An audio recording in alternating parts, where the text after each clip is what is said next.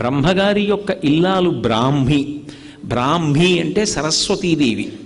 సరస్వతీదేవి యొక్క కటాక్షము కలుగుట అన్న మాటకు అర్థం ఏమిటంటే తెలియని విషయము తెలియుట దగ్గర ప్రారంభమై వివేకమునందు పరిసమాప్తమగుట. విషయాన్ని తెలుసుకుంటూ వెళుతున్నాను అనుకోండి, ఏదో ఒక విషయం గురించి బాగా ఆలోచించాను, ఇప్పుడు నాకు అర్థమైంది అంటాను. ఇలా తెలుసుకుంటూ వెళ్ళేటటువంటి ప్రక్రియ సరస్వతీ కటాక్షం. చిట్ట చివరికి ఇది ఎక్కడ పూర్తయిపోవాలి అంటే చిరంజీవన్నీవ క్షపిత పశుపాశ వ్యతికర పరానందాభిక్యం రసయతి రసం తద్భజనవాన్ అంటారు శంకరాచార్యులు వారి సౌందర్యలహరిలో. చిట్ట చివరికి వివేకం కలగాలి.